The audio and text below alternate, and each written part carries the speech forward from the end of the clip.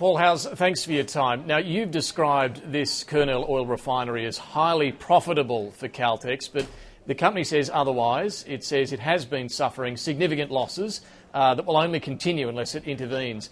What makes you think it is highly profitable? We know it is profitable, and Caltex have a very clever way of shifting around their internal balance sheets to leverage different parts of the components of the refinery here. But every refinery in Australia has been profitable of late. The reality is that Caltex can just make a hell of a lot more money by abandoning their commitment to the Australian people, by importing fuel from Singapore and selling it through Woolworths supermarkets than they can by refining it here in Australia. Now, that might be okay for Chevron, who owns half of Caltex, and for the shareholders of Caltex, but it's not okay for Australian consumers, and it's certainly not okay for Australian motorists, because the decision to shut Kurnell will lead to petrol prices increasing. That's just the plain fact of the matter, because here we refine what's called sour crude. In Singapore, they can only refine sweet crude. Sweet crude, by its very nature, is more expensive, not even factoring in shipping costs. That means that if you go to a Woolworths petrol station in 2 years' time when this is shut, you will be paying more fuel for your fuel than you would be if it was coming from here. But the NRMA disputes that. They say it won't have an impact on petrol prices. It will have an impact on petrol prices because of the nature of the crude and the way that it is refined. Now, the NRMA don't know that because it hasn't happened yet. But the reality is sweet crude is more expensive than sour crude. Sour crude is refined here, sweet crude is refined in Singapore. It will be more expensive.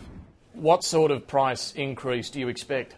Well, we're not sure because, frankly, we were preparing to have negotiations and discussions with Caltex before they kind of wrote in the middle of the night, leaked it to the media and made their announcement the way they have today, in a real slap in the face of the workforce here. The workforce here had been assured that there would be proper consultation and discussions between the company and the unions about the future of this refinery before shutting down.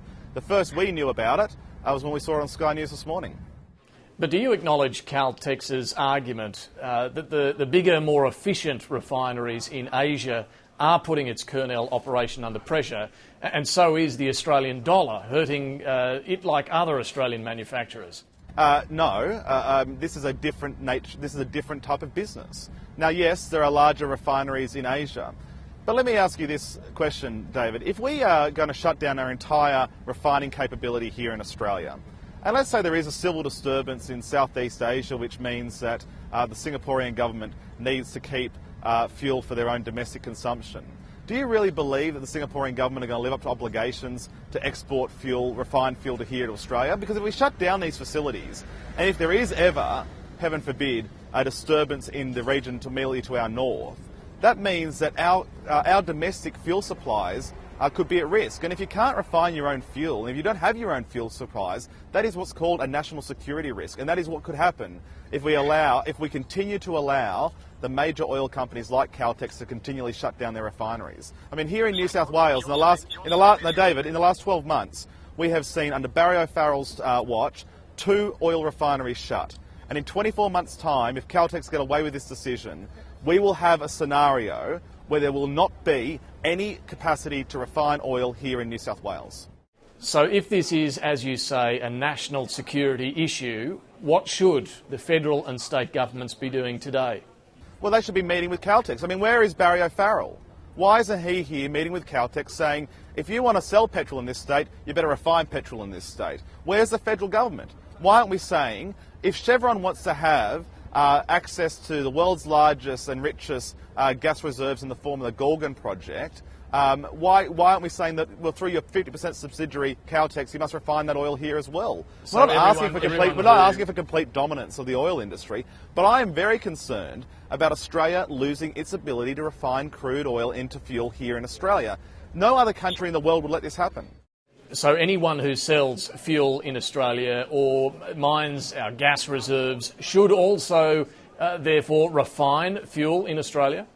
Now, what I'm saying, David, is that you can't just sit back and say, oh, well, let's let the market decide on critical industries like oil refining. Oil refining is a national security issue. It's something that touches every single Australian in all aspects of their lives. You can't just let it fall over. And frankly, government has a role to step in and to make sure that we keep these facilities here open in Australia. So should there be some sort of financial assistance, financial package from the federal or state governments? Well, frankly, no, because Caltex don't need a financial package. This isn't a Ford scenario, this is not an Alcoa scenario. I mean, this is a company which is making money. They are making profits. They are a very profitable enterprise. Kurnell is profitable. Linton is profitable. They just know that they can make more money if they abandon their obligations to the Australian people and import fuel directly from Singapore. So specifically, though, for the federal government, beyond just putting a strong argument to Caltex, should they threaten to withdraw mining leases for Chevron? No, what I'm saying is I want to see an active government on these issues. Now, has the government worked hard to keep Caltex here? I don't think so. I've seen no evidence of it. And in the meetings that I've had with Minister Ferguson to date about this issue, I'm yet to see any evidence that he has worked hard to actually keep this facility open. I don't think government should just be passive and let facilities like this shut down. I think government has a role to play to step in to make sure that we act in the national interest and not just the interest of Chevron and Caltex. Okay, Paul Howes, thank you. Thanks, David.